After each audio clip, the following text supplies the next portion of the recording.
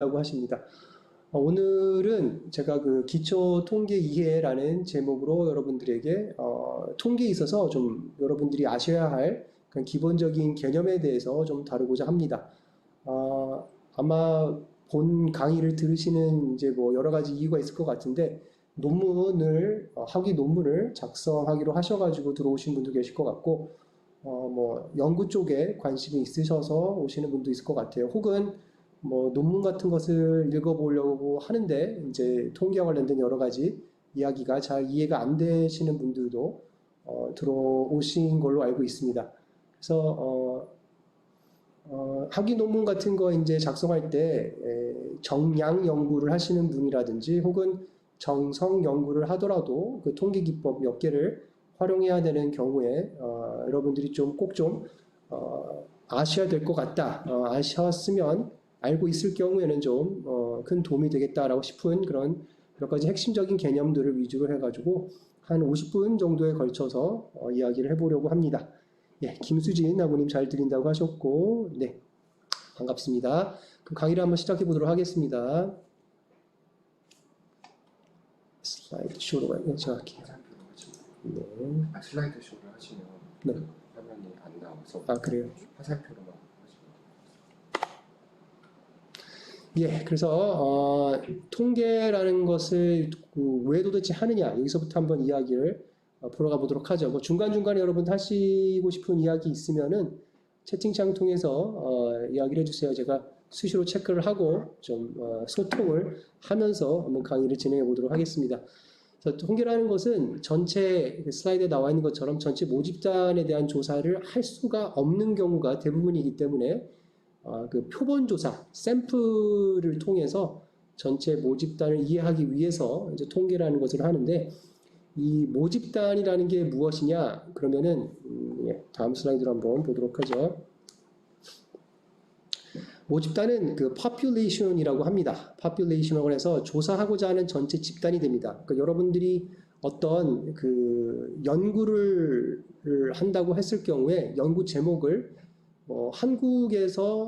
한국 내에 영어 학습자들의 어떠한 면을 살펴보는 게 연구라고 한번 가정을 해봅시다. 그래서 그렇게 될 경우에는 그 모집단이 한국 내에서 영어를 학습하는 모든 사람이 됩니다. 근데 한국 내에서 영어를 학습하는 모든 사람들에게 한 명 한 명씩 다 설문조사를 한다거나 그 모든 사람들을 대상으로 어떤 연구를 진행하는 것은 거의 불가능에 가깝겠죠. 그래서 그런 한국 내의 영어 학습자들을 대표할 수 있는 몇 분을 뽑아서 그 뽑는 게 바로 저기 나와 있는 그러니까 표본화하는 거죠. 샘플링이라고 합니다. 그래서 그 샘플들을 모집단에서 추출해서 그 표본의 어떤 측정치를 가지고 우리가 연구를 진행할 수밖에 없는 겁니다. 그래서 전체 모집단에 대한 연구를 진행할 수가 없기 때문에 그 모집단을 대표하는 표본을 추출을 해서 진행하는 게 이제 통계라고 생각하시면 될 것 같습니다. 그 단어 중에 하나가 반갑습니다. 지금 들어오신 분들 김찬용 학우님도 들어오셨고요. 반갑습니다. 잘 보이고 있습니다라고 하시는 정혜성 학우님도 들어오신 것 같습니다. 그래서 다시 그 강의로 돌아가서 전체 집단에 대한 그 연구를 진행하기 위해서 전체 집단을 할 수가 없기 때문에 그 표본화해서 그 수치화를 통한 작업을 통해 가지고 전체 집단의 특징을 살펴보는 게 통계라고 할 수가 있겠습니다. 모수하고 통계량이라는 표현들도 이제 통계와 관련된 논문을 살펴보면 나오는데, 모수라는 것은 모집단의 측정치, 그러니까 우리가 직접 측정할 수가 없죠. 모수는 통계량이 우리가 바로 통계 기법을 통해서 나오는 수치가 되겠습니다. 그 표본의 측정치가 되는데, 샘플들의 측정치, 이 통계량을 가지고 그 모집단의 어떤 특징들을 살펴보는 것이죠. 일반화를 하기 위해서 우리가 이제 샘플링을 하는 거라고 생각하시면 되겠습니다. 그래서 그 밑에 그 통계량에 보시면은 뭐 통계량의 대표적인 게 이제 여러분들 t-테스트 이런 것들을 많이 하시는데 평균값이 되겠죠. 평균하고 뭐 표준 편차 이런 것들이 통계량의 대표적인 측정치라고 생각하시면 될 것 같습니다. 표본화, 그 샘플링 하는 게 매우 샘플링을 할 수밖에 없다라고 말씀을 드렸는데 모집단을 전부 확인할 수가 없기 때문에 그래서 중요한 게 그 샘플링을 어떻게 하느냐도 무척 중요합니다. 모집단이 예를 들어 한국에서 영어를 배우는 사람이라는 게 모집단이라고 했을 경우에는 한국에서 영어를 공부하는 사람들의 대표 선수를 뽑아야 되잖아요. 표본화를 할 때. 근데 이게 현실상 대부분 여러분들 이제 논문 작성하시는 분들도 그렇겠지만 아는 사람을 통해서 설문조사를 하는 경우가 많습니다. 그냥 아는 사람의 아는 사람. 이런 식으로 해가지고 샘플링 하는 경우도 많은데 엄밀히 따지자면은 그렇게 했을 경우에는 문제가 발생할 수밖에 없습니다. 그러니까 모집단의 특징을 잘 파악을 해서 거기에 맞게끔 샘플들을 추출하는 것도 사실은 매우 중요한 샘플링 작업 과정 중에 하나입니다. 예를 들어 모집단이 뭐 10대, 20대, 30대, 40대, 50대 골고루 분포하고 있고 그 중에서 10대나 20대가 조금 더 비율이 높다 그러면은 샘플링 할 때에도 사실은 그런 특징에 맞게끔 특징에 맞춰서 샘플링하는 그 노력이 필요합니다. 모집단은 10대, 20대가 가장 두드러지게 비율이 높은데 어떤 여러분들이 혹은 뭐 제가 추출한 샘플의 경우에는 40대가 가장 높은 비율을 차지하고 있다 그러면은 사실 그 표본에서 나온 특징이 모집단을 대표한다라고는 볼 수가 없겠죠. 그래서 성별도 그렇고 나이도 그렇고 학습 뭐 기간이라든지 연구 주제에 따라 달라질 수도 있겠지만 가능하면 모집단이 어떤 특징을 가지고 있는지 좀 먼저 조사를 한 뒤에 거기에 맞게끔 표본화, 샘플링을 하는 그런 노력도 좀 기울여야지 그래야지 좀 좋은 논문이 나오고 그 논문의 결과를 가지고 표본의 결과를 가지고 모집단의 어떤 특징을 일반화할 수 있는 그런 주장이 될 수 있다는 것도 여러분들 같이 좀 아시면 좋을 것 같습니다. 예, 그래서 다음 페이지를 보시면 그 다음에 나오는 여러분들이 아셔야 될 또 중요한 대비되는 개념이 변인과 구인이라는 construct와 variable이라는 개념이 되겠습니다. 그래서 construct라고 하는 것은 실제로 사람이 가지고 있는 특징이나 능력을 이야기를 합니다. 뭐 예를 좀 들 테니까 일단은 슬라이드에 나와 있는 내용 한번 보시고 그 변인이라는 것은 그 실제로 구인, 그러니까 사람이 가지고 있는 특징이나 내재된 능력을 그것을 그대로 측정하는 것은 불가능하기 때문에 구인을 측정할 수 있게끔 만든 것이 바로 변인이 되겠습니다. 그리고 조작화라는 것이 바로 구인을 측정 가능한 변인으로 정의하는 것이 그런 작업을 조작화라고 이야기를 합니다. 그래서 예를 들어 구인이 어떤 사람의 체력을 말할 수도 있는 거고 또는 이제 대부분 지금 테솔 관련해서 여러분들 궁금하신 분들이 많이 듣고 계실 테니까 뭐 영어 능력 혹은 뭐 제2의 언어 습득 능력, 뭐 말하기 능력, 쓰기 능력 이런 능력들이 이런 개념들이 구인이라고 할 수가 있습니다. 근데 실제로 말하기 실력을 완벽하게 100% 측정할 수 있는 방법은 없겠죠. 문이 좀 닫을까요? 네. 그래서 그 100% 구인을 측정할 수 있는 방법은 없기 때문에 말하기 능력, 그래서 그것들을 측정하기 위해서는 우리가 어떠한 변인들을 조작화를 통해서 변인을 추출해내야 됩니다. 그러니까 체력을 예로 들면은 체력을 그대로 측정하는 것은 불가능하기 때문에 이 사람이 뭐 1000m 오래 달리기 시간을 측정했을 경우에는 체력 중에 어떤 한 부분을 살펴볼 수 있는 변인이 되겠죠. 혹은 영어 실력 자체를 평가하는 것은 그 구인을 불가능하기 때문에 그 구인에 대한 예를 들어 그 구인을 측정하기 위한 하나의 변인으로 우리가 뭐 토익 점수라든지 토플 점수라든지 뭐 탭스 점수 이런 것들을 변인으로 잡을 수는 있겠죠.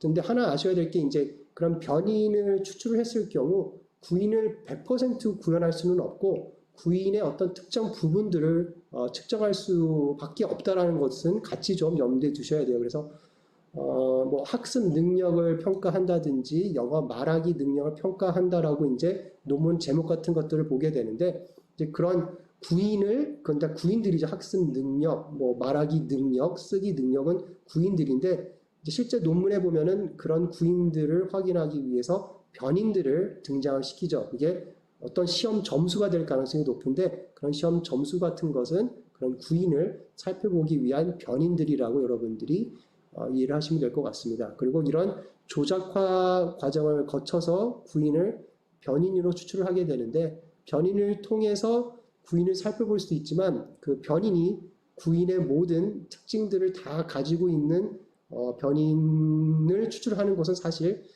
그 거의 불가능에 가깝다라는 그런 그 사실도 같이 여러분들이 염두에 두면 될 것 같습니다. 예, 그 다음 또 슬라이드를 한번 넘어가 보도록 하죠. 예, 그 다음, 그 정량 연구를 할 때, 이런 질문을 좀 많이 받습니다. 그 실험 대상이, 많지가 않은데 도대체 몇 명 정도를 대상으로 하면은 어떤 그 최소 기준이 될까요? 라고 얘기를 하는데, 사실 정답은 없습니다. 그리고 대부분 그런 질문을 하시게 되면은 돌아오는 대답이 비슷할 겁니다. 많으면 많을수록 좋다.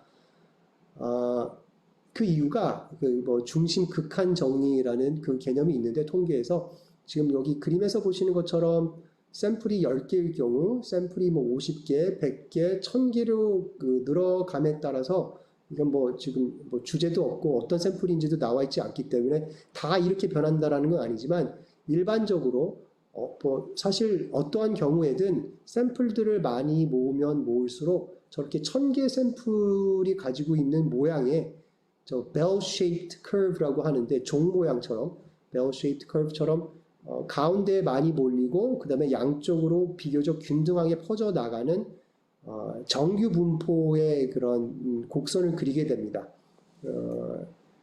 저게 왜 중요하냐 하면은 저런 정규 분포의 곡선이 되어야지만 통계 여러분들이 뭐 SPSS라든지 R이라든지 거기서 많이 활용하는 뭐 t-테스트, 아노바, 상관관계, 회귀 분석 등 다양한 통계 기법들이 있는데 사실 그러한 통계의 기법들이 전제로 하는 게 지금 테스트하고 있는 데이터가 정규 분포를 이루고 있다라는 것을 대부분 전제로 하고 있습니다. 그래서 그렇기 때문에 많이 모으면 모을수록 좋다라고 하는 이유는 뭐 그거 외에도 또 다른 이유도 있지만 기본적으로 정규 분포를 이루지 않은 그러니까 지금 저기 100개나 1000개 샘플처럼 가운데 많이 몰리고 양쪽으로 좀 균등하게 양쪽 방향으로 균등하게 퍼져 있는 그런 곡선이 아닐 경우에는 원래 이론적으로는 t-테스트나 아노바의 결과도 신뢰할 수가 없습니다.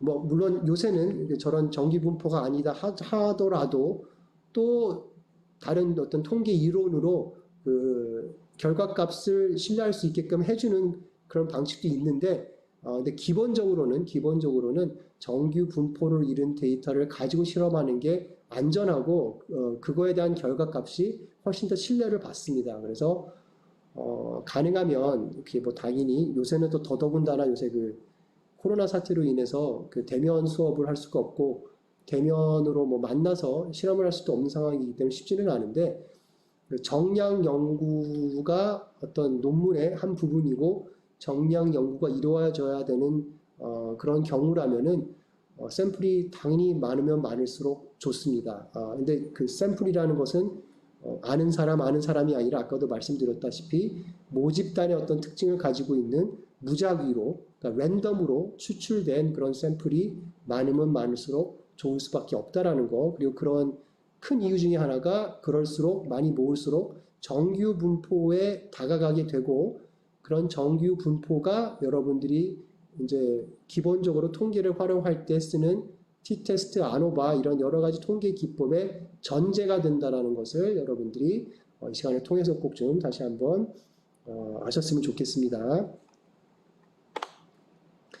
네, 그래서 그 정규 분포의 중요성에 대해서 다시 한번 말씀을 드리자면은 많은 모집단이 실제로 정규 분포를 따르고 있습니다. 그래서 어떤 평균값이 있고 양쪽으로 퍼져나가는 어떠한 연구 주제를 잡는다 하더라도 많은 경우 그 정규 분포 곡선을 따르고 있기 때문에 그 모집단의 특징에 맞게끔 샘플링을 했다라고 보여주는 게 그 샘플들이 역시 정규 분포를 따르고 있어야 되는 거죠. 그리고 맨 마지막 줄에 보시는 것처럼 많은 통계 분석 방법이 그 데이터, 여러분들이 샘플을 추출한 그 데이터의 정규성을 가정하고 있습니다. 그래서 당연히 지금 당신이 실험하고자 하는 데이터는 정규 분포를 하고 있지? 그러면 내가 t-테스트 결과를 보여줄게. 아노바 결과값을 보여줄게. 이런 식으로 진행이 SPSS나 뭐 R을 통해서 되는 거기 때문에 그렇기 때문에 그 정규 분포는 아무리 강조해도 지나치지가 않습니다. 그리고 또 하나 좋은 거는 정규 분포를 하고 있다라는 그 전제가 있으면은 평균과 두 번째 줄에 평균과 표준 편차만으로도 그 데이터의 특징을 많이 설명할 수가 있습니다. 이게 무슨 뜻이냐면, 자, 이게 그 정규 분포의 어떤 기본적인 곡선이라고 할 수가 있겠습니다. 근데 여기 그래프에 보시면 이렇게 U자처럼 생긴 부분이 있죠. 네, 지금 화면에 떴나요? 떴죠? 정규 분포 곡선에 그 U자처럼 생겨 있는 거를 뮤라고 있습니다. 뮤. 그 다음에 이렇게 O처럼 생긴 거에 위에 이렇게 살짝 선이 그어지는 걸 이거를 시그마라고 읽습니다. 시그마. 그래서 뮤는 평균 값이고 시그마는 이제 그 표준 편차를 의미하게 되는데요. 저희 그래프에서 보시는 것처럼 평균 값에서 플러스 마이너스 1 표준 편차 내에 있는 데이터가 약 68%가 되고, 그리고 표준 편차에서 플러스 2 표준 편차, 마이너스 2 표준 편차 내에 속하는 데이터가 전체 데이터의 무려 95%가 넘습니다.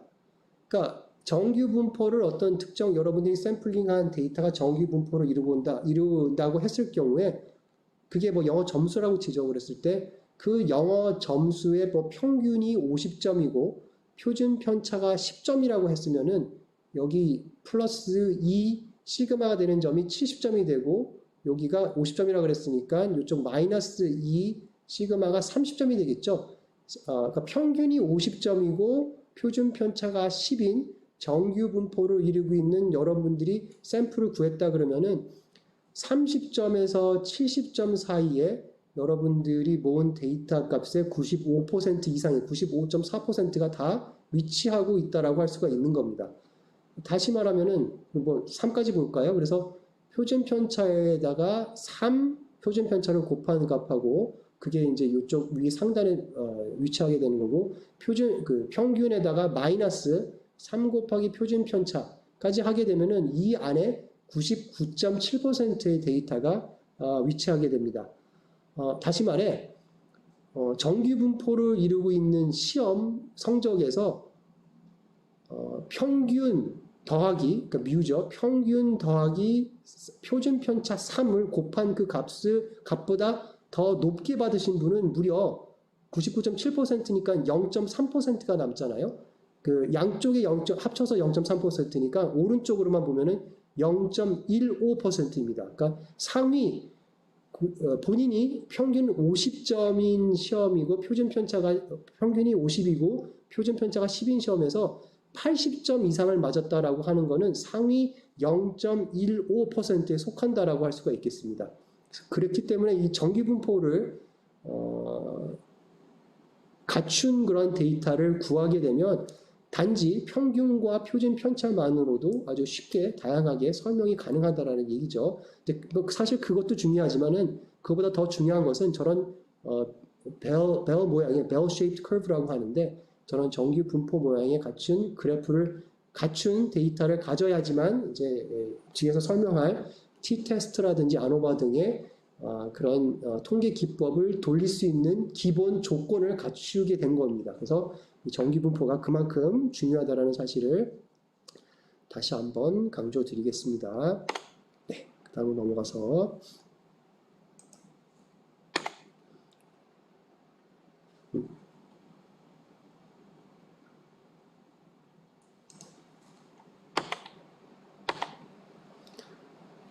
왜 넘어가지가 않지?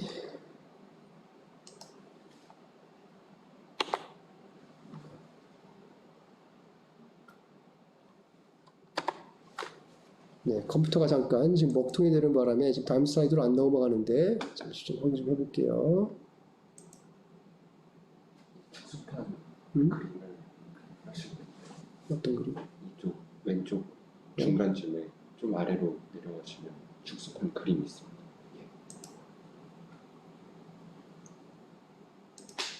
왜 되지?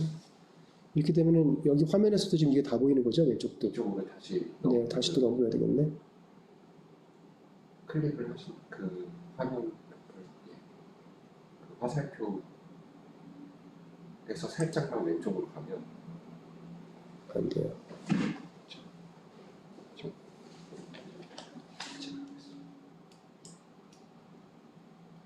오케이. 근데 안 넘어가잖아. 지금 이렇게 해도 또 안 넘어가는데 화살표로. 아, 이제 넘어간다. 반응이 매우 느리네요, 컴퓨터가. 이 프로그램을 사용하고 있어서 이건 이거는 안 되겠는데, 뭐 계속 기다릴 수가 없잖아.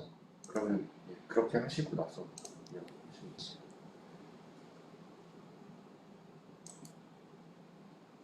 네, 그 다음 제가 그 설명드린 내용은, 네, 아직 화면에 안 넘어갔네. 이제 다 보이시죠? 귀무가설하고 대립가설 다 보이시죠? 그래서 통계와 관련된,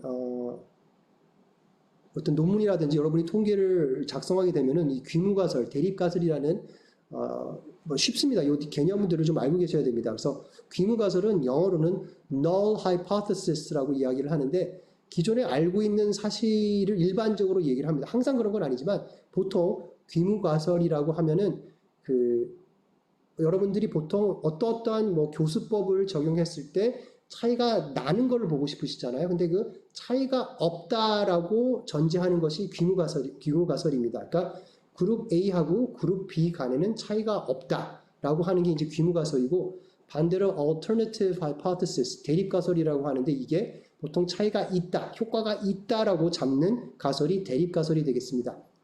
그래서 뭐 예를 하나 보시면 간단하게 특정 교수법을 실시한 집단 A와 기존의 교수법으로 그대로 적용한 집단 B일 경우에 연구 주제는 A그룹과 B그룹 간의 어떤 만족도 차이가 발생을 했을까라는 것이 여러분들이 살펴보고자 하는 실험이라고 했을 경우에 귀무가설은 그러니까 그룹 A와 그룹 B 간에는 만족도 차이가 없다가 이제 귀무가설이 되는 겁니다. 그리고 대립가설 같은 경우에는 특정 교수법을 실시한 집단 A가 그렇지 않은 집단 B와 비교했을 때 차이가 있더라라고 하는 게 이제 대립가설이 되겠습니다. 그래서 이거는 그냥 개념적으로만 그렇게 이해를 하고 계시면 될 것 같아요. 그래서 보통 귀무가설은 기존의 이론, 그러니까 여러분들이 연구를 하는 이유가 어떤 기존의 이론을 사실은 반박하기 위해서도 할 수도 있고, 그 기존의 이론이 어떤 뭐 외국에서 했던 연구일 경우에 국내에서도 그게 적용되는지를 확인하기 위해서 하는 경우도 있는데, 그랬을 때 기존의 이론은 귀무가설이 되겠습니다. null hypothesis. 차이가 없다, 효과가 없다. 기존의 이론에서 보여준 결과와 차이가 없다. 이제 이게 귀무가설이 되는 것이고, 반대로 뭔가 이 기존의 이론에 반하는 영향이 나타났다, 그런 결과가 나타났다 하는 게 대립가설이라고 보시면 되겠습니다.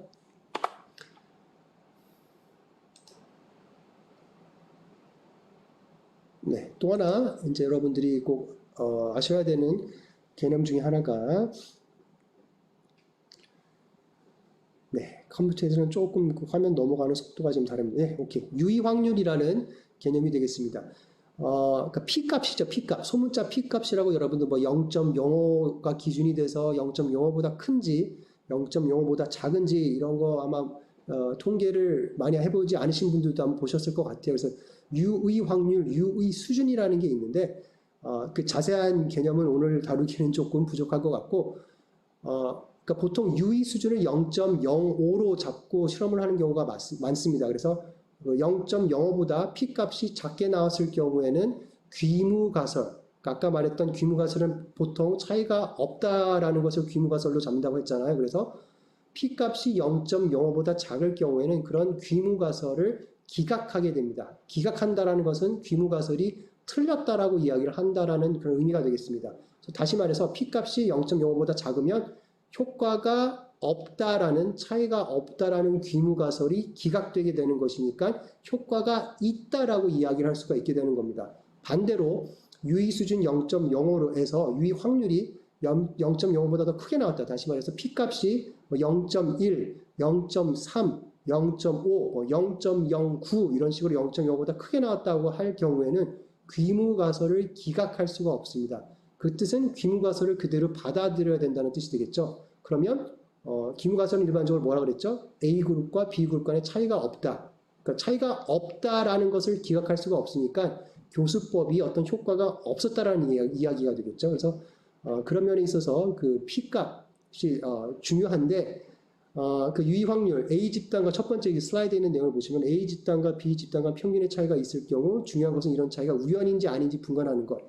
그러니까 다시 이건 어떻게 보면 통계의 기본적인 그 철학으로 통계를 왜 하느냐로 돌아오는 내용인데 그러니까 A 집단의 평균은 90이고 B 집단의 평균은 85예요. 그거는 뭐 평균을 구하면은 뭐 A 그룹이 30명이고 B 그룹이 30명인데 여러분들 얼마든지 그 평균값은 뭐 SPSS의 뭐 복잡한 t-테스트를 통하지 않고서라도 그냥 계산기만 있으면은 평균값을 낼 수가 있잖아요. 근데 그렇게 했을 때 결과가 A 그룹은 평균이 90이 나왔고 B 그룹은 85가 나왔다. 그러면은 A 그룹이 더 잘하는 거냐? 라고 했을 때 확실하게 A 그룹이 훨씬 더 평균값이 높은 거다라고 장담을 할 수가 있을까요? 그러니까 그 장담을 할 수 있다 없다는 통계에서 우연이다 아니다로 판단을 합니다. 우연히 나온 경우인지 우연이 아니라 분명히 그 그룹 간의 차이가 있어가지고 P값이 0.05보다 작은지를 알려주는 게 이제 통계 기법들입니다. 그래서 통계를 해서 나오는 논문들을 보면 항상 어떤 문구가 있냐면은 이 차이는 유의미하게, 통계적으로 유의미하게 차이가 있더라. 혹은 통계적으로 유의미하게 쓸 수도 있고 유의하게라고도 표현할 수가 있는데 통계적으로 유의한 차이가 있다. 통계적으로 유의한 차이가 없다를 확인하기 위해서 통계 기법을 활용하는 겁니다. 통계적으로 유의한 차이가 있다는 것은 우연히 나올 수 있는 결과가 아니라 정말 뭔가 차이가 있기 때문에 나오는 결과라는 것을 의미합니다. 그래서 그냥 평균은 80, 한 그룹은 평균은 85야. 그러니까 이쪽 평균 90인 데가 확실히 더 잘하는 그룹이야 라고 말하면은 논문으로서의 효용 가치가 전혀 없다라는 거죠. 그냥 그건 한 사람의 주장일 뿐입니다. 그런데 그렇게 하지 않고 t-테스트를 통해서 유의 수준 0.05%에서 A그룹의 평균이 90이고 B그룹의 평균이 85인데 그 P값이 0.05보다도 작게 나오더라고 하면은 이제 그거는 통계적으로 유의한 우연히 나올 수 없는 결과이기 때문에 그거는 그 주장에 상당한 힘이 실리게 되는 겁니다. 분명히 교수법 A를 실시한 이 그룹의 평균이 5점이나 높았고 그리고 통계적으로도 유의했다라고 하면 이제 그것은 연구물로서의 어떤 그 기본적인 조건을 갖추게 되는 것이죠. 연구물로서의 자격을 갖추게 되는 거라고 말씀을 드릴 수가 있겠습니다. 그래서 이제 통계를 하는 것이고요.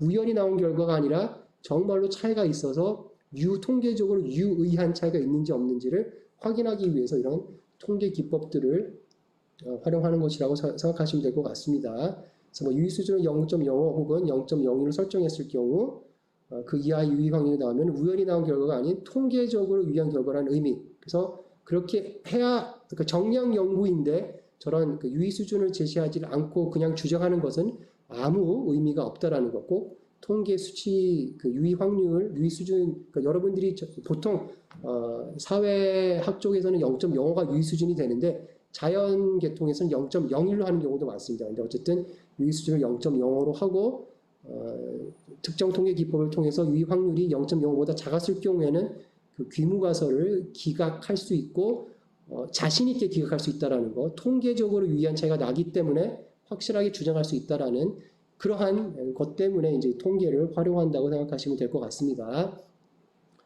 네, 그다음 지금까지 잘 좀 이해가 되시나요? 기본적인 개념에 대해서 설명을 드리고 있는데 아마 중간중간에 그 채팅창을 통해 가지고 여러분들 하시고 싶은 말씀 있으시면은 하시면 됩니다.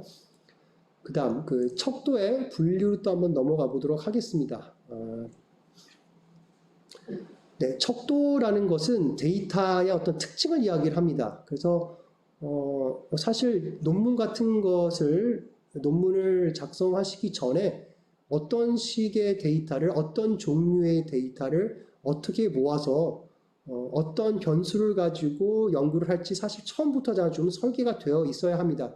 그게 처음부터 설계가 되어 있지 않으면은 데이터를 모은 다음에 내가 데이터를 이런 것들을 추가로 하지를 못했기 때문에 또 해야 되겠네라는 좀 그런 그 번거로운 그 일들이 발생을 하기도 합니다. 그래서 처음부터 어떠한 종류의 데이터를 어떻게 어떤 변수를 가지고 모아야 되는지를 사실 처음부터 좀 뭐 지도 교수님이 계시면은 지도 교수님과 상의를 해가지고 연구를 좀 짜는 게 중요합니다. 그래서 척도에 대해서 한번 간단히 살펴보자면은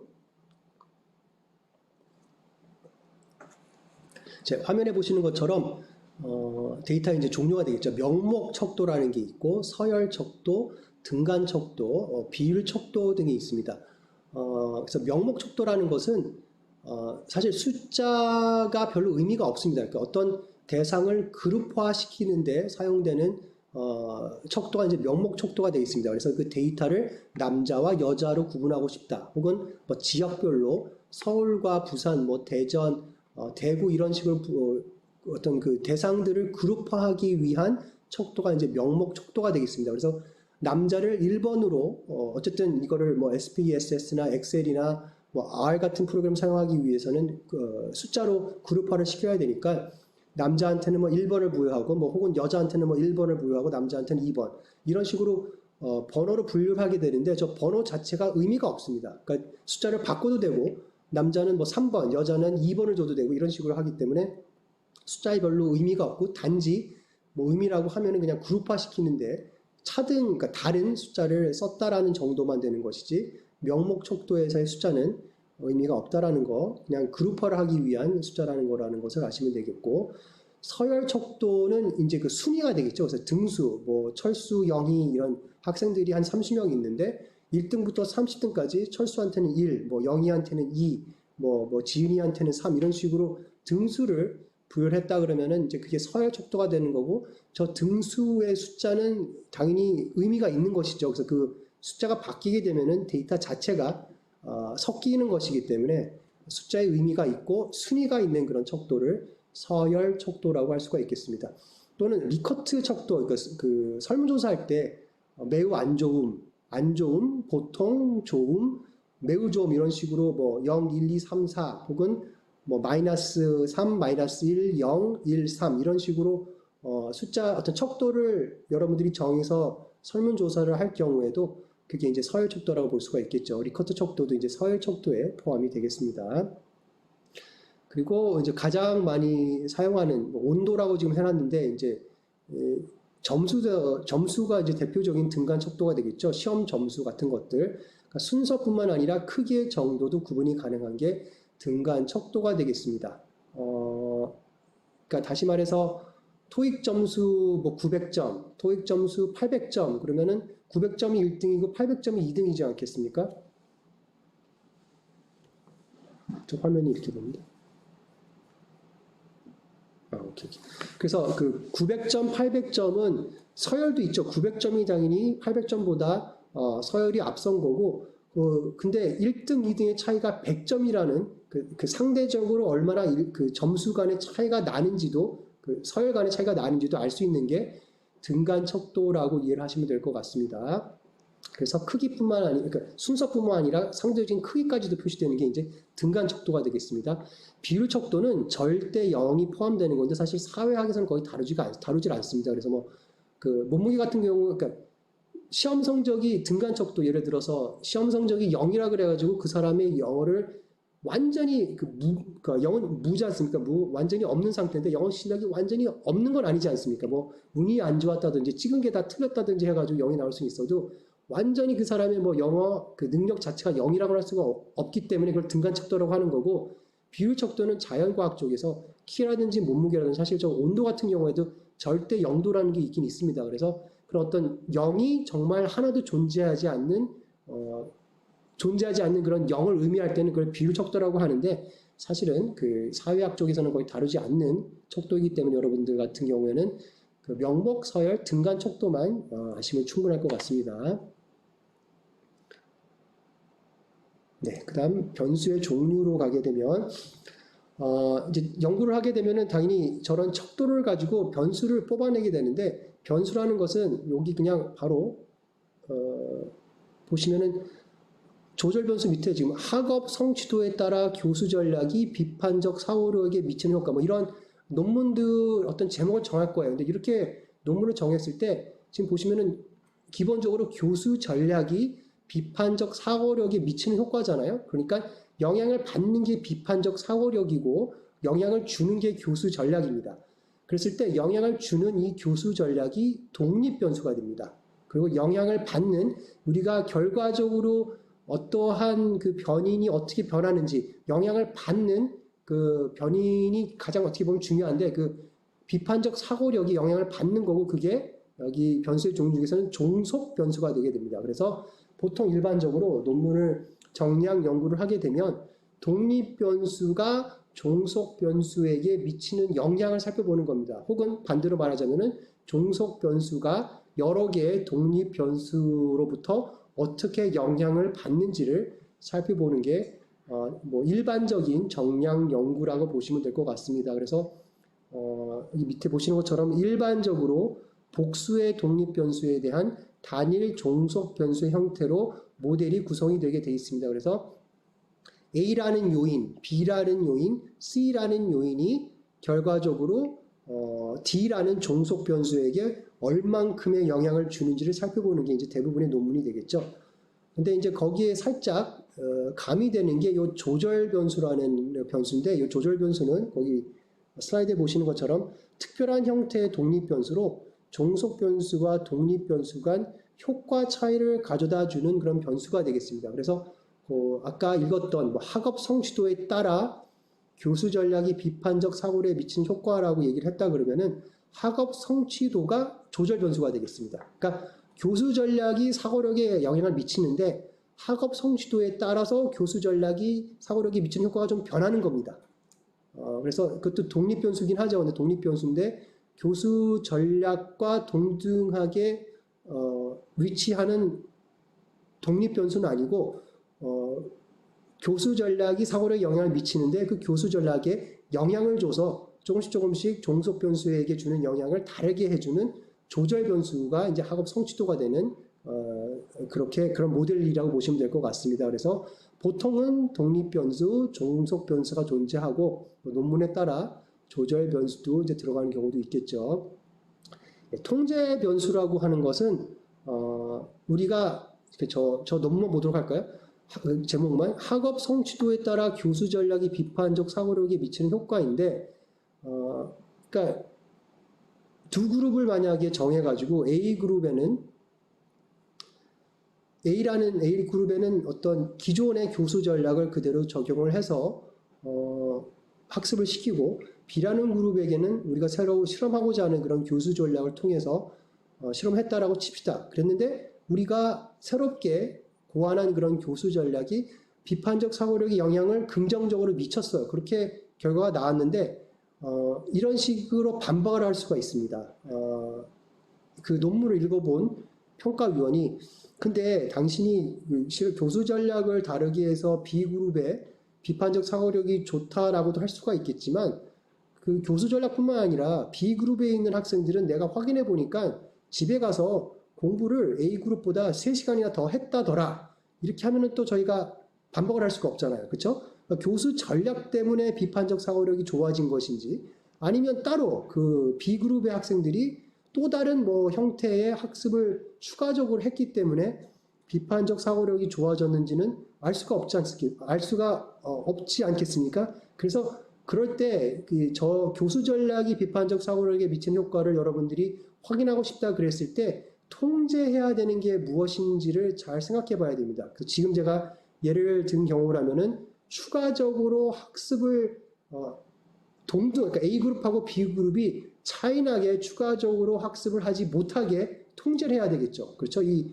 연구 결과가 설득력이 있기 위해서는 교수 전략이 미치는 효과에 초점을 맞춰야 되기 때문에 그 외에 변인들이 비판적 사고력에 효과를 미치지 않도록 A그룹과 B그룹을 잘 통제해 줘야 되는데 그런 통제해야 되는 요소들을 우리가 통제 변수로 잡고 이러이러한 식으로 이 실험이 이상한 결과, 그러니까 비판적 사고력에 다른 것들이 영향을 주지 않게 제가 이 실험을 이런 변수들을 이러이러한 식으로 통제했습니다라고 밝혀줘야 되는 부분이 있습니다. 논문을 쓸 경우에서 그런 부분들이 이제 통제 변수의 개념이 되겠습니다. 네.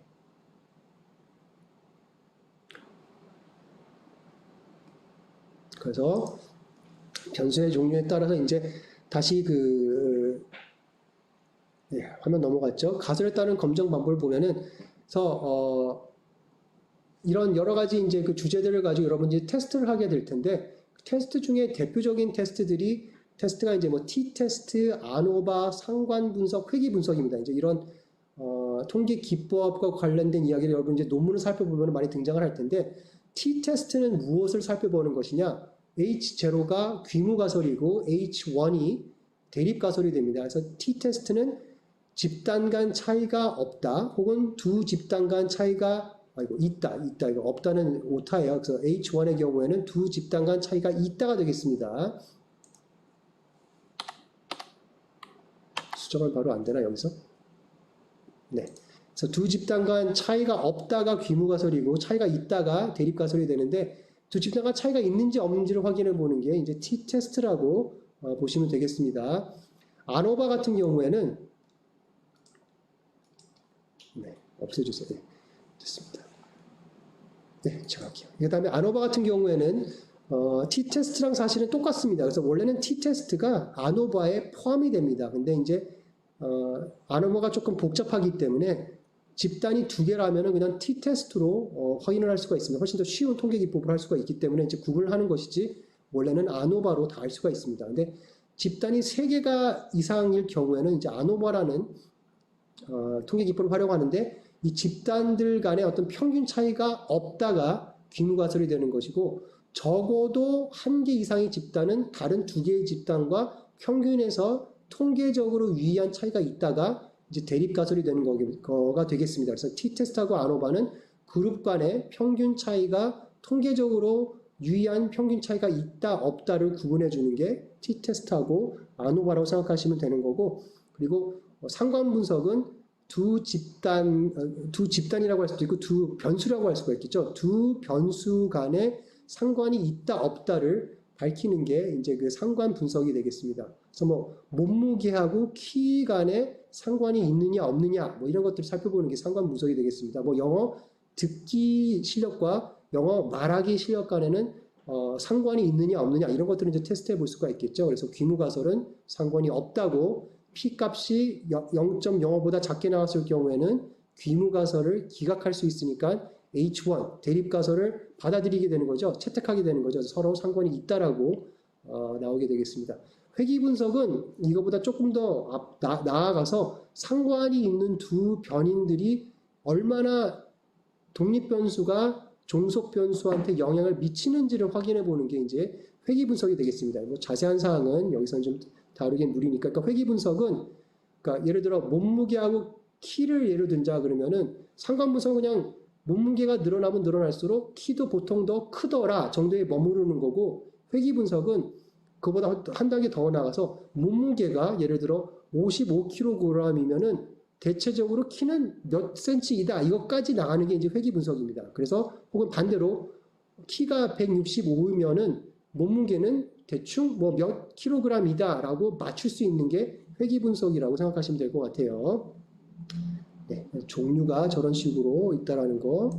그다음에 조금 더 T-테스트를 아무래도 여러분들이 가장 많이 다룰 거기 때문에 T-테스트의 종류에 대해서 좀 간단하게 살펴보고 좀 마무리해야 되겠네요. 그래서 T-테스트는 1표본, 독립표본, 대응표본 T-테스트 세 가지로 나뉘게 됩니다. 근데 제일 쉽게 처음에 1표본 T-테스트라는 것은 특정 값과 여러분들이 테스트하고자 하는 어떤 그룹 간의 평균의 차이가 있는지 없는지를 확인해 보는 겁니다. 그래서 뭐 예를 들어 여러분들이 논문을 써보는데 원어민의 평균 발화 속도가 분당 170단어이다 라는 사실을 알아냈어요. 그 어떤 논문에서 주장을 했어요. 그럼 그거를 원어민의 평균 발화 속도는 분당 170단어이니까 과연 그 한국에서 뭐 대학원 수준에서 영어 학습을 하고 있는 사람들의 평균 발화 속도가 저 원어민의 평균 발화 속도하고 차이가 있는지 없는지를 확인하기 위해서는 뭐 50명, 100명의 한국 학습자들의 평균 발화 속도를 측정을 하면 되겠죠. 그래서 그 평균 값하고 170이라는 우리가 이미 알고 있는 그 값하고 차이가 있는지, 통계적으로 유의한 차이가 있는지 없는 거를 살펴보는 것이 1표본 t-테스트가 되겠습니다. 독립표본 t-테스트, 이제 이게 제일 많이 활용하는 t-테스트인데 지금까지 뭐 예를 들었던 것들이 전부 다 이제 이게 독립표본 t-테스트가 되겠죠. 그래서 A그룹의 학생들에게는 뭐 기존의 교수법을 그대로 적용을 하고 B그룹의 학생들에게는 새로운 교수법을 활용을 해서 일정 기간이 지난 다음에 능력에 어떤 차이가 있는지 없는지를 확인해 보겠다. 그랬을 때 그 평균값의 차이가 있다 없다를 확인해 보는 게 바로 저 독립표본 t-테스트가 되겠습니다. 그래서 두 그룹 간의 평균의 차이가 있는지 없는지를 살펴보는 게 독립표본 t-테스트이고요. 그리고 마지막으로 대응표본 t-테스트라는 것은 같은 그룹을 가지고 테스트를 하는데 일반적으로 어떤 시간이 경과한 뒤에 혹은 특정 트리트먼트를 적용하고 나서의 차이를 보는 겁니다. 그러니까 저기 예를 보시면은 귀무가설이 A그룹의 중간고사 평균과 기말고사 평균과 차이는 없다. 그러니까 중간고사 때까지는 뭐 기존의 어떤 교수법을 그대로 적용하고 그 이후에 특정한 교수법을 가미를 해서 교육을 시켰더니 뭐 기말고사 평균이 올라갈 수가 있잖아요. 그랬을 때 같은 그룹의 중간고사 평균과 기말고사 평균 간의 차이가 있다 없다를 살펴보기 위해서는 대응표본 t-테스트를 실시하셔야 됩니다. 그러니까 독립표본 t-테스트와 대응표본의 t-테스트는 중요합니다. 그래서 두 개는 분간을 하셔야 되는데 독립표본은 아예 A그룹과 B그룹에 들어가 있는 학생들이 전혀 다른 학생들입니다. 그래서 그 다른 학생들 간의 차이를 보는 게 독립표본 t-테스트고 대응표본은 표본이 같습니다. 같은 학생들을 대상으로 2번 내지는 뭐 3번 내지는 4번 테스트를 하는 게 대응표본 테스트가 되겠습니다. 근데 t-테스트니까 2번 테스트를 해야 되겠죠. 그래서 같은 표본을 가지고 뭐 1학기에 그 다음에 쭉 어떤 특별한 교수법을 적용시켜 가지고 한 6개월 뒤에 또 그 테스트를 했더니 평균이 올라갔는데 그 두 개의 평균 값이 통계적으로 유의한 차이가 있는지 없는지를 살펴보는 게 대응표본 t-테스트가 되겠습니다. 네, 그래서 보시는 것처럼 통제집단, 실험집단이 있을 경우에 독립표본 t-테스트가 사용되며, 그러니까 통제집단, 실험집단 A그룹, B그룹 하나는 기존에 어떤 특별한 트리트먼트를 하지 않은 집단이 이제 통제집단이 되는 거고, 실험집단은 뭔가 새로운 그런 이론을 적용한 집단이 되겠죠. 그래서 그 집단 간은 서로 다른 집단 간의 평균 차이를 보는 게 독립표본이고 같은 그룹에 대한 사전 사후 비교는 대응표본 t-테스트가 사용된다는 거. 1표본 t-테스트는 아까 예를 듣긴 했는데 사실은 논문에서 많이 활용되는 경우는 없겠죠. 그래서 오늘 했던 내용들을 한번 좀 마무리를 하면서 마무리해 보도록 하겠습니다. 그래서 척도에 따라서 여러분들이 통계 기법을 좀 적용을 해야 되는데 이거 하나만 더 설명을 드려야 되겠다. 지금은 그 t-테스트라든지 아노바 같은 경우에는 등간 척도에서 활용하는 거고 그게 아니라 명목 척도에서도 많이 활용할 수 있는 통계 기법이 하나 더 있는데 그게 바로 카이 제곱 검정입니다. 그러니까 예를 들어서 남자 100명하고 여자 100명에게 좋아하는 걸 고르시오라고 했어요. 그래서 아메리카노는 1번이고 라떼는 2번이라고 했어요. 그랬더니 남자는 70명이 아메리카노를 선택하고 30명이 라떼를 선택하고 여자는 반대로 라떼를 뭐 70명, 아메리카노를 30명 이렇게 선택했다라고 했을 때 비율의 차이가 나잖아요. 그러니까 남자는 7대3으로 아메리카노를 선호하고 여자는 7대3으로 라떼를 선호한다라고 가정했을 경우에 그렇게 데이터가 나왔다 했을 경우에 그 비율 간의 차이가 과연 통계적으로 유의하냐 그렇지 않느냐를 살펴보는 게 카이 제곱 검정입니다. 그러니까 t-테스트 아노바는 두 그룹 간의 평균값이 하나는 높고 하나는 낮은데 그 평균값이 통계적으로 유의한 거냐를 알아보는 게 t-테스트 아노바라 그러면은 명목 척도에서의 비율 차이.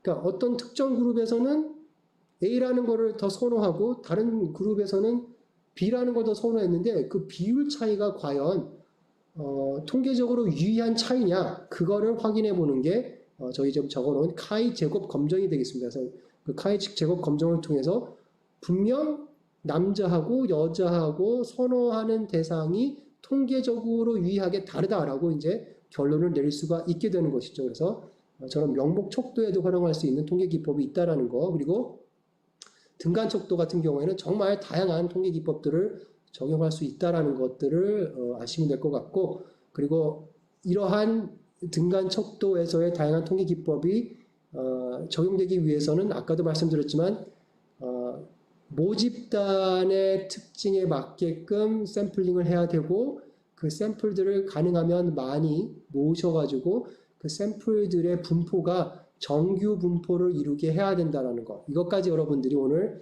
이해하셨다면은 네, 아주 뭐 많은 것을 여러분들이 이해한 거라고 보면 되겠습니다. 이상으로 저는 특강에 대한 내용은 좀 마무리 짓도록 하고 혹시 질문이나 코멘트 있으면은 잠깐 바꾸서 시간 관계상은 좀 마무리해야 되겠네요.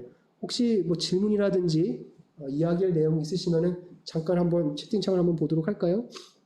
한 30분 정도가 지금 들어와 계시는데 특별히 없으신가요?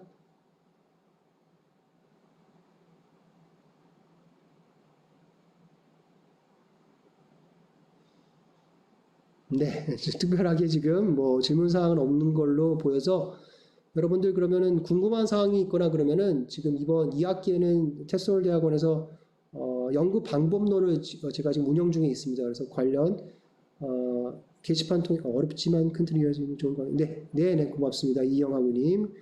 그래서 통계 관련해서 질문이 있으면은 뭐 이메일로도 여러분들 뭐 논문 작성하시는 데 있어서 궁금한 점, 뭐 데이터 샘플링 관련해서 조금 뭐 어려운 점이 있거나 그랬을 경우에 이메일로 연락을 주시면은 제가 시간 되는 대로 제가 작성을 해가지고 또 여러분들과 에게 답변을 보내드리도록 하겠습니다. 네. 네. 이과생이셨는데 문과 논문은 너무 어렵습니다. 네, 교수님. 그 통계 어쨌든 여러분들 궁금하신 점이 있으면 혼자 한번 또 공부를 해보시고 풀리지 않는 부분들이 있으면은 뭐 게시판 통해서 저희 강의를 듣고 계신 분들이라면은 혹은 또 뭐 이메일 통해 가지고 의견들을 좀 나눴으면 좋겠습니다. 이런 토요일 날 또 오후에 여러분들 그냥 쉬지 않고 들어오셔가지고 강의 들어주셔서 감사드립니다. 예, 그러면은 질문은 추가적으로 아직은 없죠. 예, 마무리 짓는 걸로 하겠습니다. 네, 다음 기회에 또 여러분들 특강 오프라인 이 사태가 좀 진정이 돼가지고 오프라인에서 뵐 수 있는 기회가 되면은 그때 또 뵙도록 하고 그렇지 않다 하더라도 또 이런 온라인 강의를 통해서 다음번에도 또 인사하는 그런 자리를 가졌으면 좋겠습니다. 수고하셨습니다. 네, 수고하셨습니다. 뭐 끝나고 나니까 막 올라오네.